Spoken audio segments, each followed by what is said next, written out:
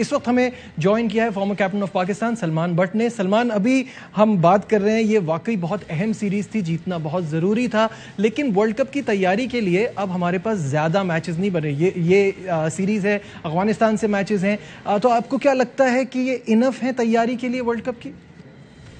देखिए, आइडियली तो जितनी ज़्यादा तैयारी हो जाए वो पाकिस्तान के लिए बेहतर है, क्योंकि पाकिस्तान ने पिछले एक साल में सबसे ज़्यादा T20 क्रिकेट खेली है और वनडे दुनिया में सबसे कम खेली है पाकिस्तान ने। तो उस तनाजुर में अगर हम देखें तो मेरा ख्याल है कि जितना अच्छा प्रेपरेशन ज़्यादा से ज़्यादा मैचेस खेल के हो सकती है, उसका कोई नेमल बदल नहीं है।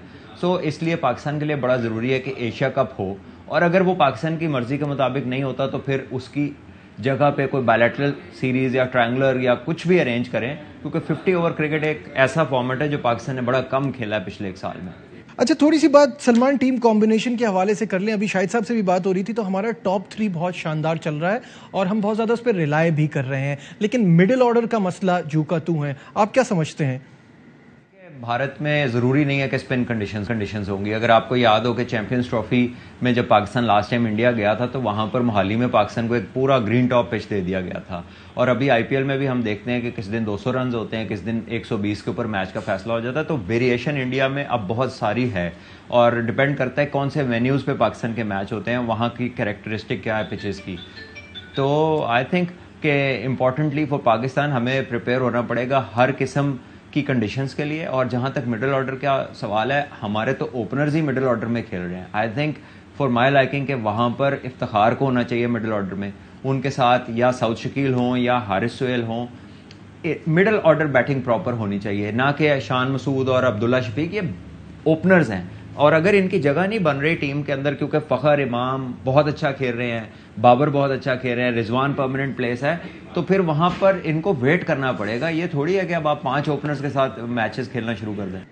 जी बिल्कुल, आप सही कह रहे हैं। और जहाँ तक इफ्तिखार की बात है, तो आई थिंक कि मुझे भी ये लगता है कि इफ्तिखार को इस फॉर्मेट में ज़रूर होना चाहिए। अभी यही बात हो रही थी कि T20 हो या वनडे हो, वो दोनों को बहुत अच्छी तरह से सूट करते हैं। सलमान, हारिस सोहेल की जहाँ तक आपने बात की, वो इस सीरीज से भी इंजर्ड होकर बाहर हो गए, तो क्या आपको लगता है वो वर्ल्ड कप के प्लान का हिस्सा हो सकते हैं?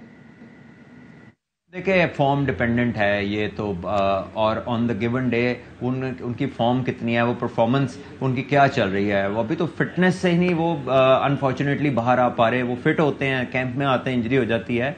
तो खुदा न खास्ता अगर ऐसे ही चलता रहा तो फिर वो किस परफॉर्मेंस की बेस पे अपनी जगह बनाएंगे, ये मेरी समझ से बाहर है। आगा सलमान भी अंदर है, वो भी एक कैपेबल मिडिल ऑर्डर बैटर है, साथ बॉलिंग भी कर लेते हैं, फील्डर भी अच्छे हैं। तो वो परफॉर्मेंस जो प्लेयर कर रहा होगा, जो फिट होगा, जाहिर है जगह तो वही बनाएगा। अच्छा, हम अगर बात करते हैं सलमान, अपनी फास्ट बॉलर को हम कहते हैं कि हमारी जो फास्ट बॉलिंग है वो वर्ल्ड क्लास है, और अगर आप देखें डेथ ओवर में वैसी बॉलिंग नहीं हो रही, थोड़ी सी परेशानी की बात है। अभी हम कुछ कमज़ोर ऑपोजिशन के साथ खेल रहे हैं, तो हमें फास्ट बॉलिंग बहुत अच्छी लग रही है, लेकिन क्या आपको लगता है कि एक वरिंग थॉट है? उसकी वजह यह है कि बहुत ज़्यादा हम लोग T20 का फॉर्मेट खेलते हैं। बड़े फॉर्मेट्स के अंदर आपकी उतनी फ्रीक्वेंसी के साथ चेंजेस ऑफ पेस नहीं होते, उतनी वेरिएशन नहीं होती। आपकी अच्छी कंसिस्टेंट लाइन और लेंथ होनी चाहिए।